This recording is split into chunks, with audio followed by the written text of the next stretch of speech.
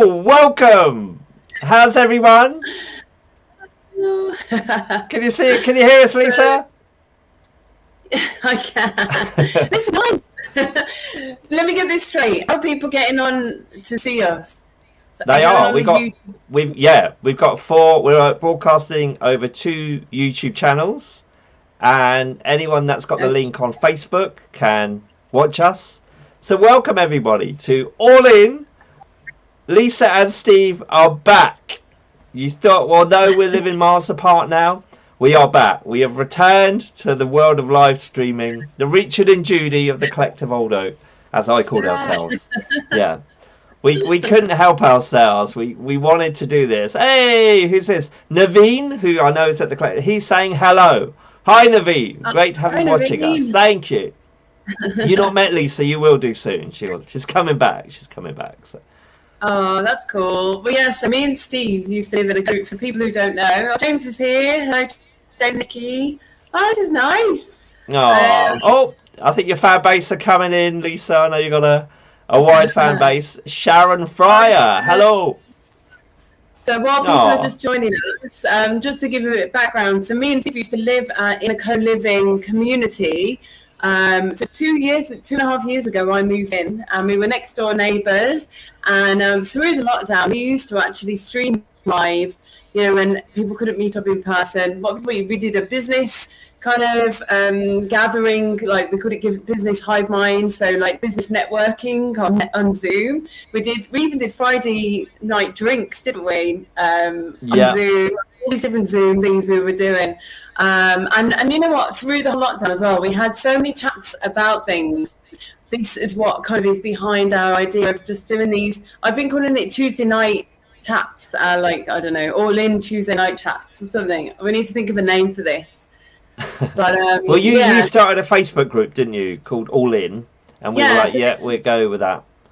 Yeah. So, and basically, I mean, this topic. So over these Tuesdays, it'll be every fortnight at 7 p.m. and we want to talk about a range of topics. That basically is all about going all in with our life, with our year. With each area of our lives, and sharing different areas like of interest and kind of getting you to join in, getting you to share any insights or tips or anything that that would be valuable for other people. And then we're going to open it out for experts as well to come in and share their knowledge and just all kind of like learn from each other and grow together. And so we're going to talk on a range of topics from so tonight is alternative medicine, cacao ceremonies, law of attraction, like loads of things. Got loads of. Me and Steve could talk all literally daily on loads of topics. In fact, I'll let you share a secret. When we lived next door to each other, we would share a kitchen that was quite close to the corridor, and which was quite close to other people's rooms. We would be talking at like 2 or 3 a.m, fully unaware of the time. We were so immersed in the conversation. And I think Lisa knows everything. I think the only thing you don't know about me is what my kidneys look like, and I don't even know what they look like. So you know everything. I think that's the thing, isn't it, about living in a co-living community. You really get to know people. Anyone that's been in a student halls of residence will know this, that you spend quality time with people and you really get to know each other on a deep level. And I certainly feel I shared a lot with you, Lisa. You shared a lot with me. And we would get told off at 3 a.m. People would bang on the door, say, "Can you go to sleep?" And we're like, "What's the time?" They go 3 a.m. and we go, "Oh, really? Oh, okay." So it's funny times. We can talk forever. Yeah. So we thought, what, we have so much to say on these things. We do a lot of research ourselves. We know a lot of people. We're both very connected. So why not put it out there and just start actually broadcasting this and get used to going out live again on, streaming live. And so tonight we thought, this is something that we talk about so often.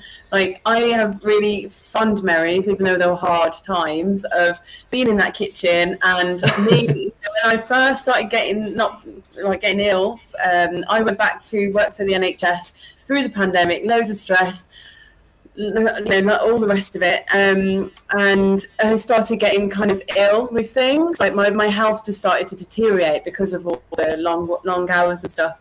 And I started resorting to what I knew were good methods, such as acupuncture and Chinese herbs.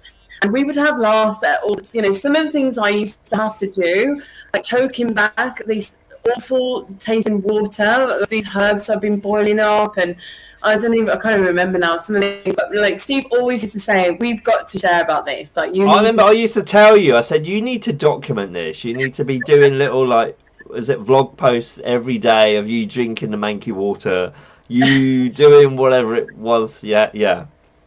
You used to show me this stuff, and it's like, oh my God, where'd you find that? And between us both, you were drinking it, right? Yeah, and between us both, we've done a lot. We've done a lot for our health, and we also, we're open-minded to hear what could be good, and as I said, we have a lot of connection with people. So we just thought we would kind of go through some of the areas and the, I guess, talking points of alternative health. And if I could bring you in, what the point that you raised on this topic when you pitched this to me, that what's seen as alternative is actually the norm, but we've lost it. Do you want to say a bit more about that? Well, yeah, I mean, so, this is the original medicine. Like, so what the healthcare we know of is mainstream healthcare. It's mainstream medicine, modern day medicine, however you want to call it. But what does that consist of? That consists of a quick, rapid GP appointment if you're lucky. Nowadays, it's actually having a quick phone call, trying to show your dodgy mole a phone call under your armpit or whatever you've got going on. Like, how is that? Like, anyway, like, so, we're really kind of stuck in this quick, fast-paced, like, wanting immediate results kind of modern mainstream medicine approach. And most often it tends to be pharmaceuticals that they want to give you to kind of just get the quick fixes. And actually within minutes, I know people that have gone in, said they felt anxious or depressed, and they've been given the Smarties, as people call it, and they're like, whoa, you haven't even asked me any detail about, you've like prescribed. Yeah, and I mean, that in itself is a massive subject. I've worked in the NHS, I've come from healthcare, and it's strange. There's too many people for the system and the time that they have allotted to see people. So it's one of those things, I guess. It's very strange, but the thing is also we're living in this kind of real fast-paced society where people just want quick fixes, and so that's just where we found ourselves. But I find it interesting that actually there seems to be like a rise in conditions or health challenges that people are having that these quick fixes aren't fixing, and there are no quick fixes for them, and you've really got to go through the layers to explore and experiment and find out what the hell's going on at the root of it. So any kind of like a lot of digestive issues like IBS. I mean, IBS, they just rule out and say, that's it, you've got it for life kind of thing. There's nothing that can be done. I beg to differ. And there's a lot of kind of autoimmune, not autoimmune diseases, but things connected to autoimmune responses, such as, like fibromyalgia or lupus, or I don't even know. There's so many, like ME even, like they're connected to that. Even endometriosis, starting to realise could be connected to the immune system. The fact that our immune system isn't working properly, and so these things they're not able to give quick fixes on. Apparently, the average time from like having symptoms to actually being properly diagnosed and starting to get treatment for endometriosis is 10 years, which is unbelievable. Wow. So there seems to be a lot of reproductive health issues, or even, I guess, stress-related issues. Psoriasis can be one of them as well, that they just can't seem to get to the bottom of. And, all these quick fixes aren't fixing them. And so people are now starting to move away and having to look at different, approaches. And so now all of a sudden, there's this other modalities coming in, which, I mean, I actually began as a complementary therapist in, what was it now, like, I don't know, 2001 or something, doing reflexology, aromatherapy, all these things. And it was coined then alternative medicine. And I really didn't get it because it has its roots in ancient practices. It's the original medicine, but yet it's kind of seen as this taboo, shifted to the side kind of treatments. So yeah, so this is what we wanted to kind of talk about. We wanted to kind of discuss and chat around the taboos around it. Actually, kind of maybe, I don't know, we want to bring in people as well. So if there's anyone listening in and has any information, has any kind of specialism in these areas, has any experience, we want to hear about it, because we were saying there's so much out there, and it's not regulated, it's not clear, people don't know where they're going. Like, I know I'm being overwhelmed by trying to do this, that, the other, like trying to do all these things, and you don't actually know if any of them really work. And there are some companies, or I guess organizations, that are what would you say, like taking advantage of people, you know, like these big time. I think this, yeah, because our whole existence is based on our health, isn't it? Our performance in work, our energy that we have during the day. I think, you know, certainly without getting political and going into detail, but the past 2 years have really brought this to, you know, the forefront. And I think what we believe and what organizations we now trust in, isn't it? I think where there is so much evidence that what we're being told and what we should do and line up and do and just accept is not working for everyone. Well, yeah. And I think, no, cool. Lisa, can I just say what kind of prompted this? Because I don't know why I'm doing this actually, but I don't know if you heard of these. I'm not marketing these. This isn't QVC. But I saw this on Facebook, okay, these natural cleansing foot pads, okay, and I'll show you a little picture of how they're supposed to work. So you stick these like tea bag things on your feet before you go to bed every night, and it's supposed to suck all your bad toxins out overnight. So when you can see that there's a foot pad being removed there, it looks manky brown, doesn't it? So yeah, that's been removed, and so I've been doing this for the past few weeks, and this is last night. This is last night's kind of result. And I don't know if I believe this is coming out of me. I don't know if I believe this is doing anything for me. I don't know why I'm doing it even. It's kind of thing my mother told me to do when I was a kid or something. I think, isn't it I remember part of like old medicine, poultice. They call the poultice, where you put like a tight wrap around you, and it brings stuff to the surface. I think it's operating on that. What, Lisa? I'm not feeling any different, but I'm waking up every morning. I'm waking up with manky feet every morning, and I'm nearly run out. I won't be renewing this, I don't think. But what do you know of all this? Well, first of all, I think one, and we're going to talk about it at the end. It is everything, and if we're doing something and we just don't believe in it, I feel like that's a block to any kind of results coming through. You know, if our mind is not coming, like not behind it.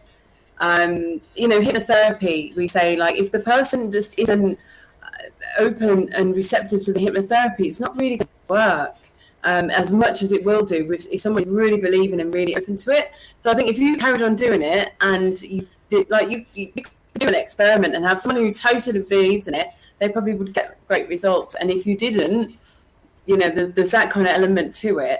But also, like you said, this definitely has origins of what do you call it, like ancient roots. So I remember, I don't even know, my grandma or something telling me that I don't know if it's like Eastern European or something, where actually if you had a flu or a cold, it was known to put chopped up onions in your socks at night. Yeah, I've heard that. Yeah. So there's different things like that. And when I was in Guatemala, I worked in a natural healing centre. We used to use ionizing foot baths. So this was a foot bath that used iron therapy, like lots of free ions or whatever, and that would draw out from the body any kind of toxins. I might not be explaining this right because it was many years ago, but people used to come, we would put them on, there was a protocol that they would use, and that was part of the protocol.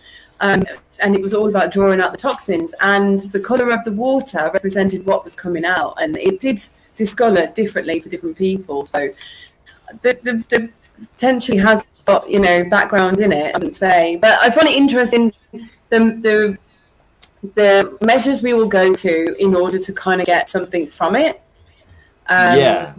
One thing I wanted to say with this is, again, this isn't quick fix. So this is allowing the body to come back into into homeostasis. So to come back into balance. So if say, for example, we're doing something like that, but we're drinking loads of alcohol or eating, say, McDonald's, it's not going to come into balance.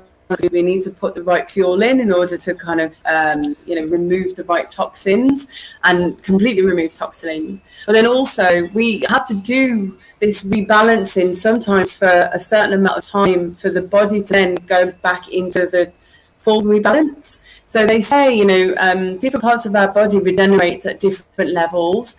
So say, for example, our eyes, we have fresh, like our cells in the eyes regenerate every 2 weeks. I remember learning this in biology. So in that sense, you can actually rectify deterioration in your eyesight. But it takes a lot of different things. It takes like acupuncture, different nutrition, different nutritional things, and also like exercise in the eye and do all these different things. But it's always a multifaceted approach.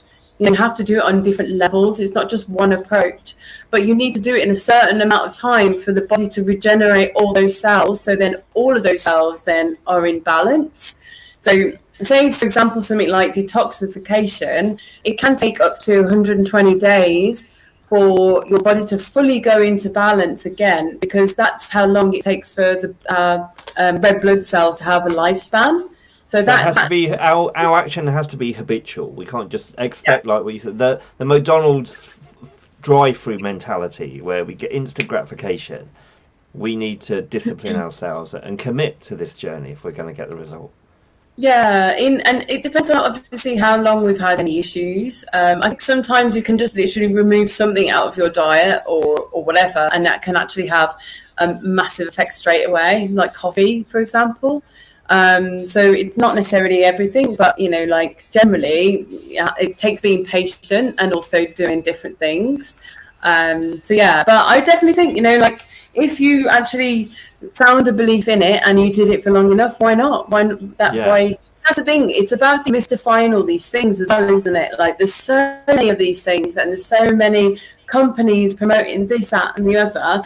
You don't know where to turn, and you don't know who to trust. And these days, just because you read it on the internet and they're claiming things or they're quoting things, doesn't mean say it's actually true. So it can be really overwhelming for people, I think. We've got some audience feedback now. James, totally agree, and attended something like the MBS show recently. That Mind, Body, Spirit. I assume that is Lisa, the star of that. Made me realise just how much there is out there, so many different modalities. He's had experience of the Mankey foot patches as well. Sticky feet in the morning, yes. And who we got? We got Sharon Fry. I fully agree to the fact that natural healing takes time and consistency. There are no quick fixes when you've done things for years. Yeah, I want to show you this actually, because I found this while we were exploring this. It's not something I believe in, so I'm just sharing this with you. Let me just turn that comment on. So I found this. This is interesting. The greatest evil trick played upon mankind was teaching man that his body's self-cleaning programs are diseases that require poisons for treatment. Again, that's quite controversial, but what do you think of that? That a lot of the stuff we're not allowing the body to just heal. If you get a flu, so many people around this time of year getting common colds. I've heard that most of us have a very high acidic diet, and our body reacts to that, and that's where we can get flus, or it's the body trying to pure and rebalance itself, and we're thinking, oh my god, I'm ill, and the body, and we kind of then force a load of other medicines and stuff down our throats and it's actually, if we just left our flu to play out, it would just, because it's our natural body process. We're kind of naturally constantly self-healing, and yet we don't trust ourselves. We don't trust we've been programmed otherwise by doctors and etc. What do you think of that, Lisa? Yeah, you're right.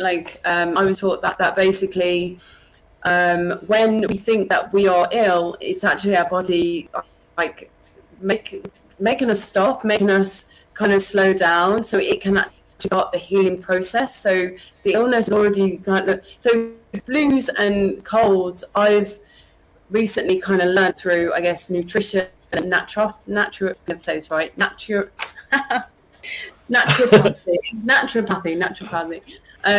Speaking to naturopathic specialists, that it's the release of toxins from our body. So when our body gets to too much of a toxic level, it then needs to release. And so it tends to be like when it's cold, when it's cold, or when we're around people who have freely disposing of their toxins and we're taking them on board, that then our body then needs to release the toxins. So we don't, there's that kind of belief of, if we go outside, my nan always used to say this, if you go outside without wrapping your neck up or whatever, you'll get a cold or a flu. Or if you're near someone at work and they cough and they have the flu, that you can get the flu. But I actually believe that if you are, of optimal health and you're doing all the right things and your body, you're not toxic in your body, there's no reason why you will get that flu just because the person has it next to you. I agree. That's my experience. Yeah. So, and I think, so you're right. Like, the more we can just allow our body to go into the healing. When you think about it, our body's always healing. The healing process is always going on. Like, I had a cut the other day. I don't even know how it happened. And I was just like, my God, it's actually one of my thumbs. Like, I gauged a big load of skin out of my thumb, and it kept knocking off. And I won't ask what you were doing. I won't ask what you were doing. I think it was when I was putting washing away in this new cupboard, and it was a bit sharp on the shelf, and I caught it. I didn't notice at the time, and then suddenly, like an hour later, I see blood there, and I'm like, oh, I just cut myself. But my body's already dealing with it, already getting the scab away, and then eventually, but then the scab kept, knocking off, and then it then reformed itself again, and it's just like, that's amazing. The body has this natural innate, wisdom to do that, and it does that on all levels. But sometimes it's like, if we're not giving it the right fuel and we're not in the right environment and we're not giving ourselves the right rest, then it can't engage in this healing process. Yeah. So that's when, when that kind of adds up and stacks up over time, we then start to get more ill. So I was talking about my situation. I ended up going back to the NHS. I wasn't used to working in that kind of high intensity, like massive stress. It's obviously COVID times. We're wearing all the big gear, the PPE stuff. No breaks hardly. Like, people were sitting next to the toilet having their lunch because there was no space, because we had to, social distance and stuff. So sometimes you thought, sorry, I won't eat. And living on coffee, because I realised coffee filled me up, I didn't need to eat, and it gave me energy. It was so bad. And then we were working back-to-back shifts, all this stuff. So my body wasn't allowed to heal. I was under stress. I was over, using all my calories. I was over physically, working, all of the different things. I wasn't able to go on nice walks, be in nature. I wasn't eating very well. I wasn't able to go to yoga and all those things. So my body was not getting anything that it needed in order to keep in equilibrium, and to keep in balance. And so it only takes a matter of time for that to sustain itself. And then it's amazing, really. I managed to do a year of that. And then once I stopped, then all of the stuff came, and I'm still now recovering from it. And it's I think it's 18 months or something, nearly 18 months I've left. It's taken that long for my body to recover because it just needed rest. So yeah. Is this, we hear about the NHS crisis. Is it about this? Is it about that the staff are burning out? Because, again, the people that are there and employed to make other people healthy, they're not being respected themselves. So it's not about machinery. It's not about buildings. Is it about the actual energy of the people working within the system that's burning out? Is that what the crisis is? Because we hear this every day, but it's never qualified, is it? I mean, I can't speak for I don't know exactly what is going on in the NHS, but I know in the fields I work in, I know through friends who work in, so I work in operating theatres, friends who work on the boards. Yeah, it's total. It's just constant, and it's stressful, and you're pushed into bad eating habits, and then this is what we were saying: not allowing our body to be tired when it's tired, to rest when it needs to rest, to feel ill when it needs to be ill. So when we were tired, we'd have coffee or some kind of caffeinated thing, or when you're feeling a bit sluggish, like chocolate or a snack.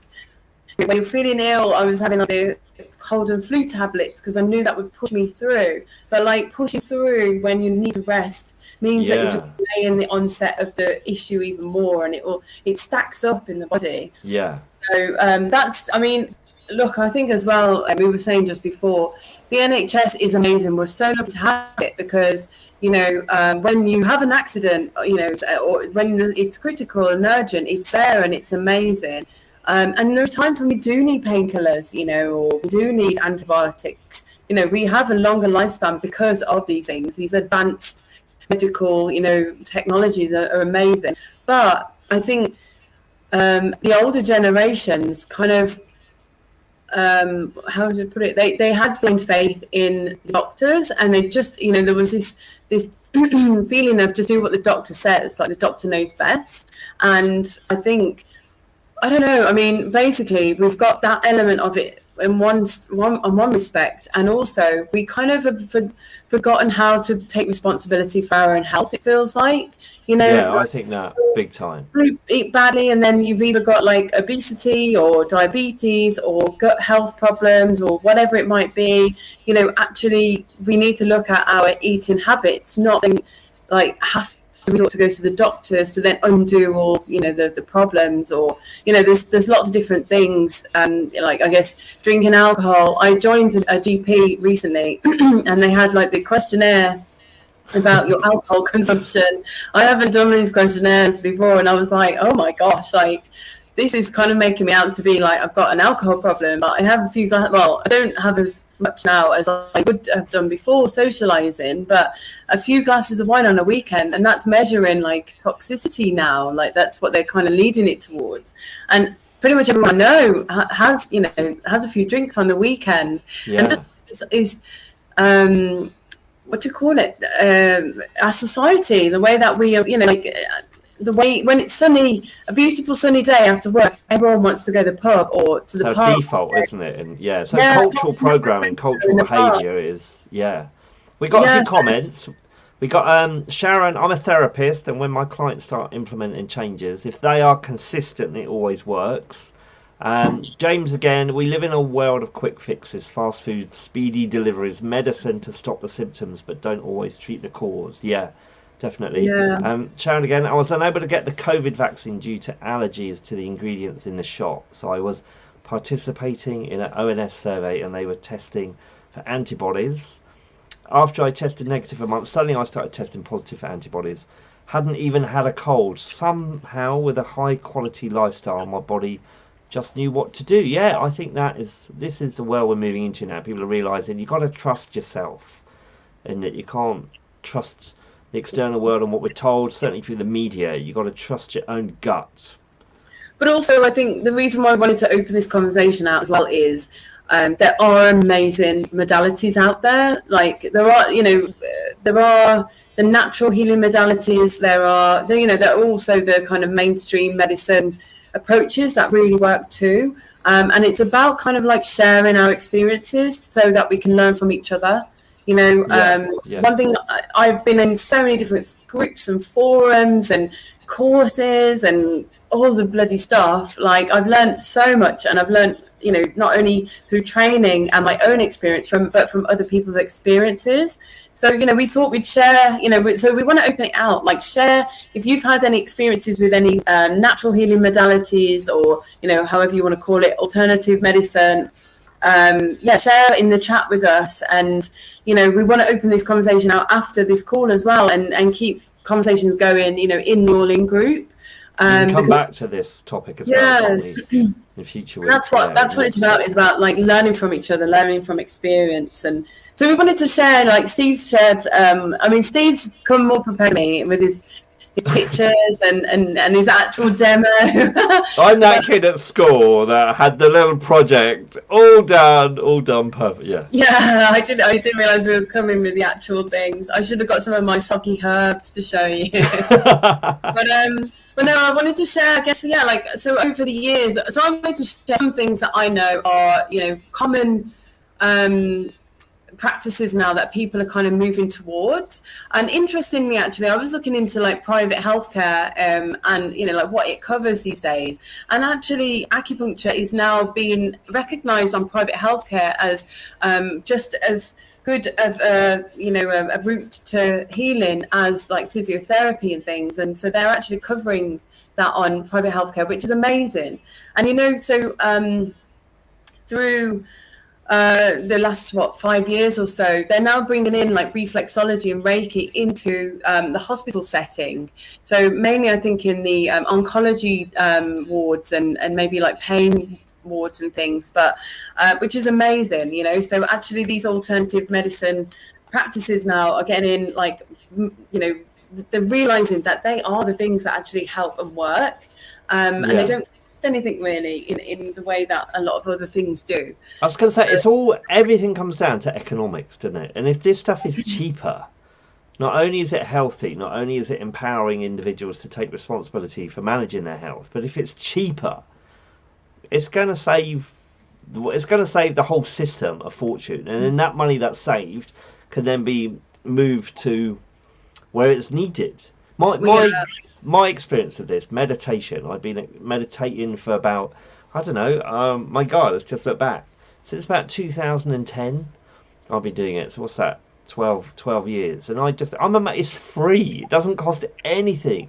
And the only cost is your time and the discipline to do it. And it has made a massive difference.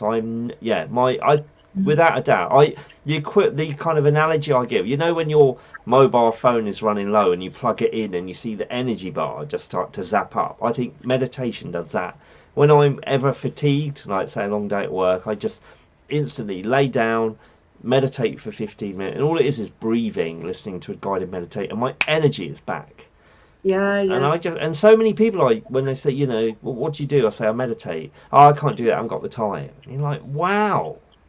Well, that's the issue, like the general issue, isn't it? But when you think about it, we're saying that the body, when you've got the flu or whatever, like the body is actually healing itself. It has to take us out the way in order to allow that healing to happen. So sometimes, you have to end up ill in bed, like literally like knocked off your feet, and then the healing occurs. And it just shows like basically it needs us to consciously get out the way and let the subconscious do the work. So it's literally the healing is coming subconsciously, which is why I feel like meditation is so powerful, because we are not consciously engaging. We're actually, it's the subconscious or our unconscious, a superconscious or whatever that's coming through. And so when we do that, we're, like when we're in action mode, like this driving force, we're not, it's the different types of the nervous system being at play. It's more of the, okay, let me get this right, the sympathetic nervous system. That's kind of like, the fight or flight kind of nervous system. So most of the time when we're active and we're awake even, we're in flight or flight mode, because, the way that social media is like created, the way that just our whole lifestyles are, going, commuting every day, whether you're driving a car or on the tubes or wherever, this fight flight response, this stressy nervous system response is always going, like they say sometimes when you are called into the office to speak to your manager, like it's almost given the same nervous response as if like a lion was coming at you, that same nervous response that we were given in the kind of like our, prehistoric times or whatever. So we're getting fired off, but for the wrong reasons. And so we're living in fear. If people are living in fear permanently, that's and this a drain on their energy, isn't it? Yeah. This fast-paced way of living and bombardment of all these bits of information that our brain can't. It's too much to process. And so what the body needs to do is to go into rest and digest, which is the parasympathetic nervous system. And so what it is, so this is what we were looking at. So that these main modalities that people are looking to now are the ones that allow our bodies to come out of the stress response, out of this sympathetic like override in the nervous system, and go into the rest and digest. So meditation is one of those ones. But if someone is so used to being in this fight or flight, like, high energy, drama, all of that kind of stuff, if they, having loads of coffees, always on the go, they're the ones who are going to say, I can't do it, it's too hard, or I haven't got time, because they're just not, they're not computing in that mode. Do you know what I mean? It's just like surely you crash at some point, though. You can't. No one can sustain that kind of. Definitely people do. And so this is the thing. So it's about like bringing in these methods and modalities and practices as well that actually allow our bodies to go into this rest and digest. And so, I just wanted to share, like our body has the innate ability to rebalance itself. It always wants to go into homeostasis. But, the rebalance or the healing doesn't just happen on one level. So, just because you take a supplement, or, you have a massage, or you go and have physiotherapy, whatever, it's not necessarily going to treat the whole, your body holistically. Our body is kind of multifaceted organism, so it needs to have the healing on all levels. And so when we go into rest and digest, if you think about it, like what we take into our body like needs to be accounted for, how we eliminate like from our body needs to be accounted for, and all the kind of environments we put ourselves in. And so so it's kind of like it's looking at things holistically. So I just wanted to share kind of like my experience over the years. I was very science-based. I came from, I worked 20 years in the medical profession, working in anaesthetics and surgery, and then I specialised in recovery at the last part of things. And I just observed, the characteristics of patients who were undergoing similar types of surgeries, so gynecology patients, or pain, the chronic pain patients, or even urology patients, and like the patients with the gastric banding or whatever. They had similar characteristics, similar stresses, similar lifestyle kind of challenges, similar outlooks. There's all this stuff going on.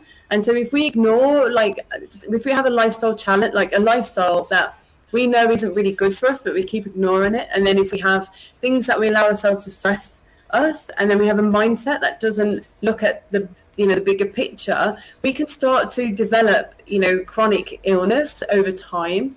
And, like all these things, when they're suppressed and kind of ignored, it starts to build up. And so we don't allow ourselves to relax, isn't it? If we don't take time to relax, we're inviting in overload or relaxation, like watching Netflix or soaps on TV, which actually are toxic in their own right, in a way. Or or what are you doing while you're watching Netflix? Are you eating chocolate biscuits? Or like relaxation on a Friday night might equal like going and drinking, but that's not actually good. It's not bringing the body into the rest and digest. So I wanted to share, some of the things I found that really helped me over the years. Like from the beginning part, when I first had the fibromyalgia symptoms, I discovered yoga and meditation helped. So it's interesting you said that, Stephen. That was the first thing I discovered. Yoga I didn't necessarily enjoy, but I realised that it was a form of meditation in itself. Anything we do physically, and we focus on it, it kind of brings us out of our head and into our bodies. So anything like that is good. And so, yoga I found really, really helpful. And also it's a form of self physiotherapy, I think, almost, like stretches you do, the movement that you do that moves the circulation, it frees up your tendons, your ligaments, all these different things.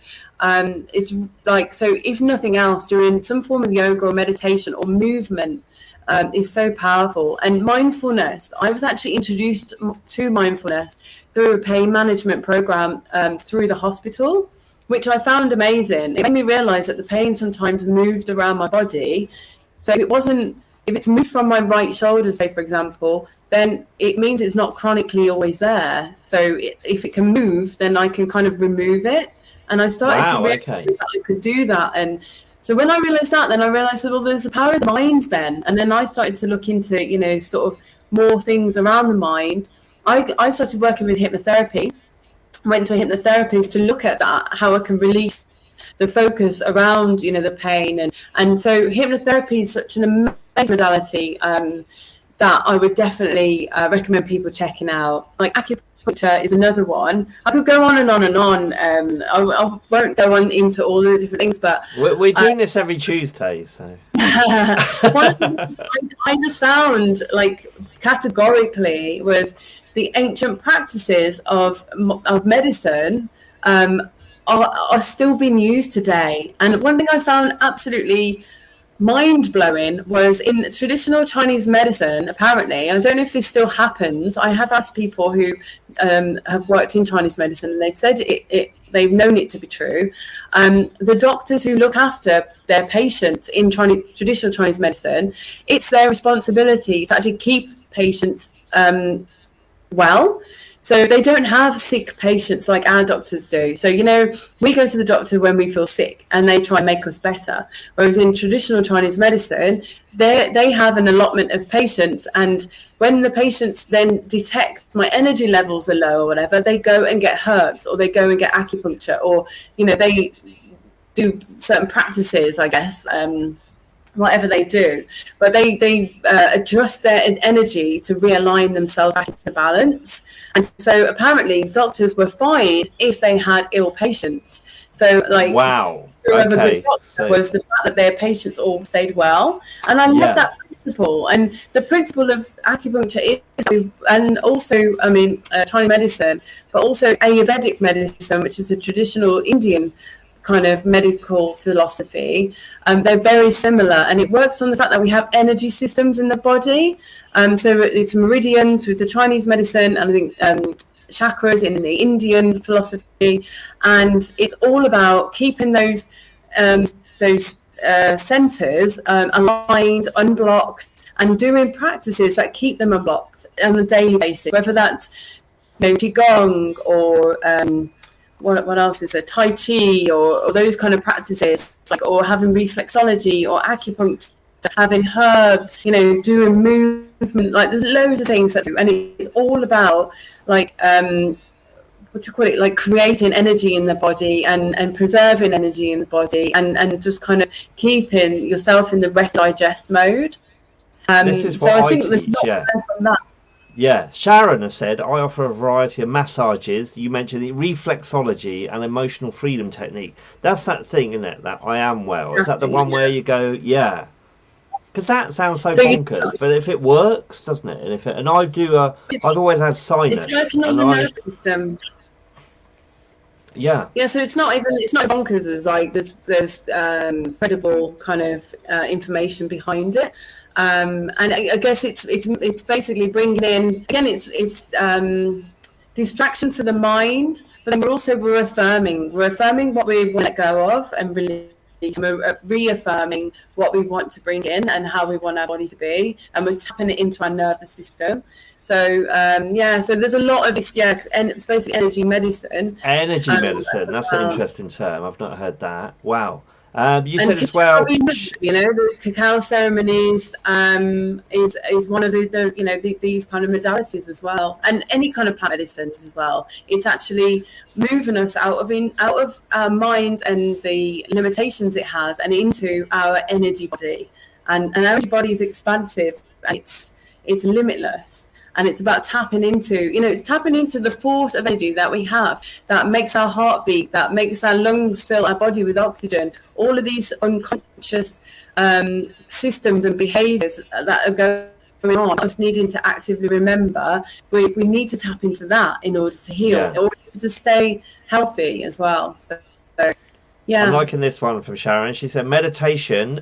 And my favourite, applying Abraham Hicks's advice. I teach Abraham Hicks. That changed my life. My background is, for anyone that doesn't know, I had 15 years of chronic fatigue, which was I just call it's like being a sports car that's stuck in reverse gear, let alone first gear, with flat tyres, handbrake on, no petrol in there. You just feel exhausted. And somehow I managed to cope, but I just knew there was something completely missing. And I think it's the electricity. Once you become aware of your energy and what gives you energy, and using the Abraham Hicks stuff, it's the focus of the mind. If you focus on thoughts that feel good, which are loving thoughts, they have to be loving thoughts. And if you just decide to go through life focusing on what brings you joy and what makes you laugh, and Lisa, you are one of those sources for me. I'm just stimulated when you're around. When you live in a world where you're stimulated by your environment, you're stimulated by the people in it, you're stimulated by the work you're doing, my God, you live on a different level, and your energy is constantly rejuvenated. And like, you know, most of the world are reaching for coffee, energy drinks, because they're in this world of, I hate this, I can't stand what I'm doing, and it's fatiguing them, and they haven't made the connection between what they're thinking chronically and their energy state. Well, yeah, I mean, we've never been taught it, I guess, really, have No. we? So that's the thing. We're so lucky in these times that we have all of this information at our fingertips. In fact, we have too much of it, and this is kind of why we thought to engage the conversation, because like there's so much out there, there's so much that is really amazing. But one thing we were saying was, if you believe it, it will work for you. And I think the principle of the belief and our belief system coming in, like into it, like that's the thing, you know, the Abraham Hicks like teachings as well. Like our brain basically wants, you know, like it's like a supercomputer that tells our body what to do. And so, you know, they say a belief is a thought we think over and over, and we so much so it's like reinforced a neural pathway in our brain. And so then our body just goes, you know, it just follows the directions that we're giving it. So it's just about being mindful of what these neural pathways, what are the reinforced ways, the things that we habitually do or say or think, like what are they, and really look. So if there's any kind of tip I would give anyone, if you have any kind of health challenge or you're wanting to have the best health, is to actually be mindful and observe those things, like observing the things that we say about ourselves or what we believe, you know, what we, and so therefore, like the thoughts that we're thinking and the beliefs that we have. We become, isn't it? We become what we think. Yeah. So was it man, as a man thinketh, he becometh? Is that or have I just made that up, that biblical quote? Yeah. But it's interesting, isn't it? Because you don't eat, if you eat food that makes you vomit, you quickly, eating this makes me respond in that way, and you cut it out your diet. Yet and I did this for 15 years, more than 15. We continually think thoughts that don't serve us and make us feel crap and zap us of our energy. But we continually think that we haven't realised, in the same way the food makes us vomit, and if we stop eating that food we feel better. We haven't made that mental connection that if we think of something else that feels better to us, we function better. It took me to my mid-30s to realise that, yeah. Well, I guess we're taught to think the worst or be prepared for the worst, or, you know, we're programmed by a negative society. Yeah, make us misfunction, isn't it? Yeah, so it's just it's a rewiring of how we look at things, but which is what this show's about, isn't it? If we can help with the rewiring, or your slow but steady and consistent rewiring. Well, yeah, so that's the thing, is I think this is definitely something you could talk. I mean, we're literally on for an hour talking about it already. Like, we want to open it out, and maybe we can have like sessions where we talk about, you know, the traditional Chinese medicine and how that works. And like, what I find absolutely flabbergasting is the fact that we don't believe, or there's not a recognition or acknowledgement of us having an energy system in our body in Western medicine. There's nothing that actually that kind of talks about that.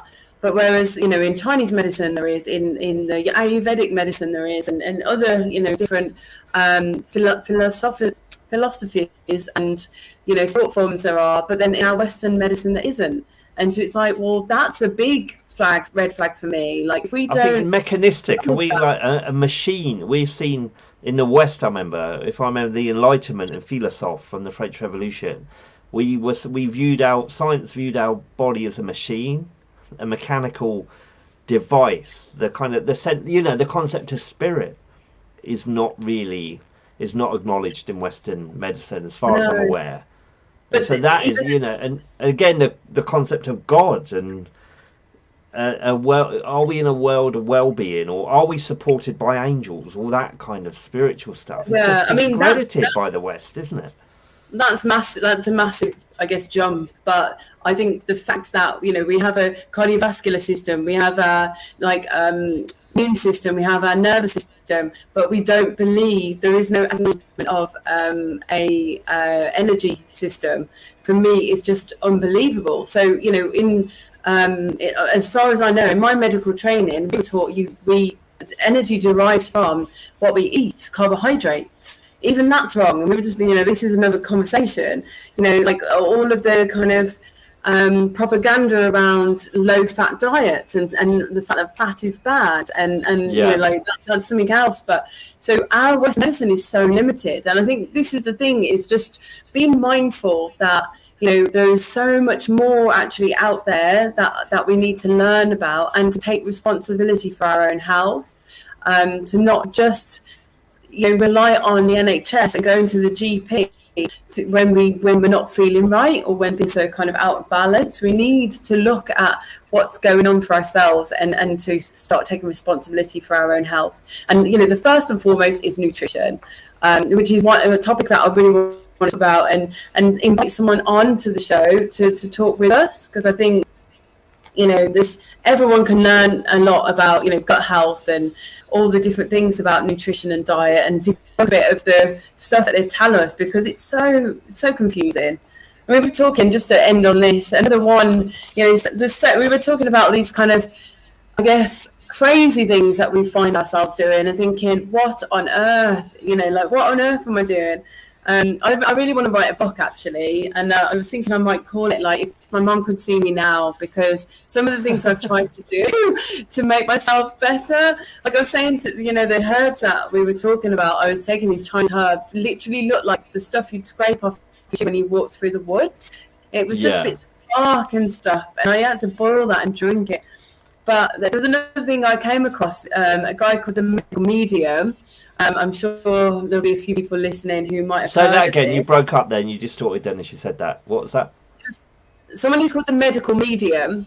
He's very famous. Tony Robbins actually talks about him and recommends him, and he's worked with like a multitude of celebrities. And he's basically a psychic who channels advice on health. He has no medical background, so I know a lot of people who are very cynical about this guy, but apparently he's helped lots of people heal. And so I even went on one of his juice diets, celery juicing, which was a lot of work, a lot of mess, and a lot of celery. But even things like that, I actually went to see a nutritionist to try and sort out my health, and was actually advised to follow his protocol. And I couldn't believe there was a nutritionist actually medically trained as a dietitian, nutritionist, or however it was, and she was actually going to this guy who was a medium of medicine. So there's so much out there. So it'd be interesting to hear. I'm really keen to hear, what have you done that has been crazy but has worked out, or maybe crazy and you say, don't touch this with a barge pole. Like, let's share and let's learn from each other. I'm interested to hear what people have done, what's worked, what you do, what you are passionate about. Let's learn from each other. Yeah, so to wrap up then, because we've nearly done an hour, if anyone wants to reach out to us in between the shows, between the next 2 weeks, we got a Facebook group, haven't we? Is everyone on here on that? It's all, so have a conversation on that, start the conversation on that. We'll check in whenever we see updates on that and join in. And we're going to be posting, we've done a call out for guests, haven't we?